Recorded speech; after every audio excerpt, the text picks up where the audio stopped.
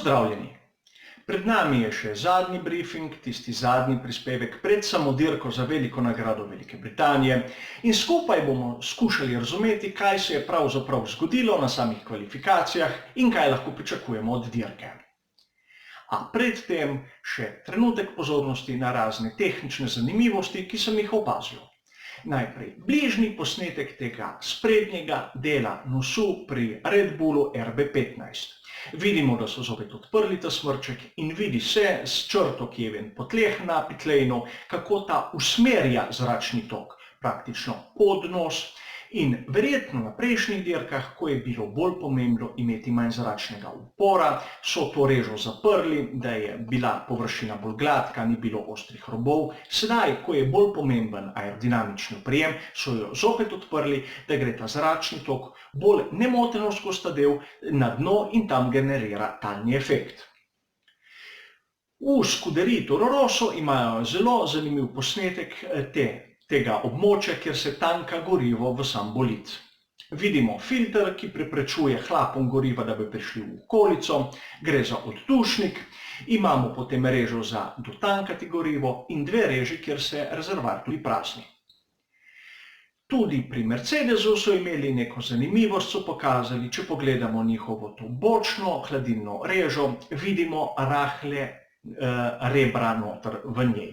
Kaj je to? Zelo težko si je predstavljati, da gre za to skupno elektroniko tega motorja z notranjim izgorevanjem, ki ga za vse ekipe daje McLaren.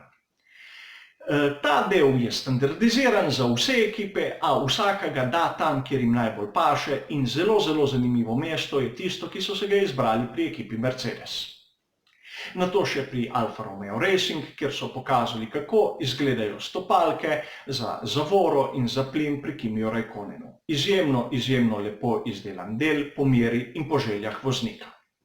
A vrnimo se na kvalifikacije. Seveda, vsi smo pričakovali, da bosta oba Williamsa na obeh zadnjih mestih. A stvari niso tako tragične, kot izgledajo na prvi pogled. Pri Williamsu so začeli s programom, kjer bojo v različnih fazah spreminjali dele na bolidu, vse tja do Velike nagrade Madžarske.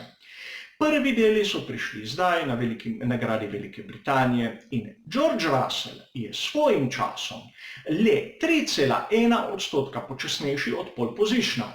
To je velik napredek v primerjavi s tistimi petimi, ki smo ga videli na ostalih dirkah. Seveda, ni treba biti zdaj zelo euforičen zaradi tega, a je korak naprej, korak v pravo smer. Ukolikor jim bo uspelo še kak tak skok narediti, se bojo lahko tudi odlepili od tega zadnjega mesta. Veliko razočaranje je Lance Stroll, pa tudi Daniil Kvyat. Pričakoval sem od njiju malo več, ne da bosta lepo izpadla v prvem delu kvalifikacij, posebej, če jo primerjamo s tistimi rezultati, ki ste jih dosegla njihova moštvena kolega. Lance Stroll je malo, po mojem mnenju, neupravičeno kritiziran kot samo plačljiv voznik, ni tako slab, kot se govorijo z njega, a vseeno v zadnjih dirkah je pod tistimi njegovimi standardi. Ne vem, zakaj je v taki krizi, a videli bomo, kako se bo razvijal naprej.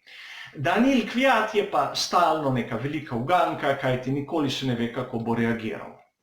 A pojdimo raje naprej na tiste voznike, katere vsi čakamo, tiste najboljše prvih 6. Pri Scuderii Ferrari smo videli nekam čudno odločitev v drugem delu kvalifikacij. Oba voznika sta se kvalificirala naprej na mehki pneumatiki, soft, rdeči, kljub temu, da so se njihovi direktni konkurenti naprej kvalificirali na medium, rumeni pneumatiki. Potem v tretjem delu kvalifikacij smo videli, da je bil Charles Leclerc 3., Sebastian Vettel celo 6. za obema Red Bulloma. Pole position je dosegel Valtteri Bottas za malenkost 6000 boljšim časom od Lewisa Hamiltona. Če to pogledamo v luči Lewisa Hamiltona, je celo koristno zanj, kajti vzpodbudilo ga bo, da bo še bolje dirkal na dirki sami.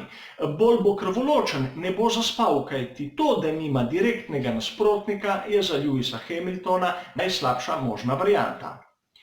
To, da se je Valtteri Bottas prebudil, je zelo dober znak za Mercedes. A pojdimo k Ferrariju. Kaj so hoteli doseči s tem, da so si izbrali strategijo, da bojo dirko začeli na pnevmatiki soft? Spomnimo se, da v prvem poizkusu, v drugem delu kvalifikacije, Charles Leclerc dosegel zadosti dober čas na pnevmatiki medium, da bi se kvalificiral v Q3. Nato je v drugem poizkusu le-tega popravil z mehkejšo pnevmatiko. Mogoče so pri skuderiji Ferrari imeli v mislih to, da bojo dosegli pole position ali samo prvo štartno vrsto. Z mehko pnevmatiko bi imeli tako večjo možnost pobega naprej, boljši štart, boljši oprijem v tistih prvih fazah. A nekaj se je zalomilo, pristali so v drugi, na tretjem mestu oziroma šestem mestu, kar je pod tistimi pričakovanji, kar so verjetno sami mislili. Sedaj bojo dobili dvojno težavo, kajti začeli bojo zadaj, težko bojo prehiteli one spredaj in njihove pnevmatike po lastnih navedbah bojo deležne zelo velike obrabe.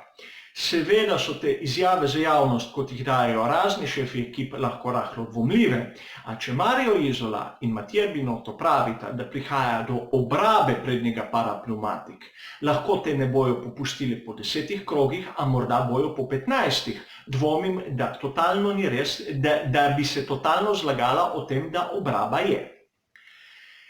Sigurno je bil velik rizik od tisti, ki so se ga izbrali v Ferrariju in menim, osebno mnenje je, da se jim ni posrečilo kvalificirati oba bolida tam, kjer so si želeli.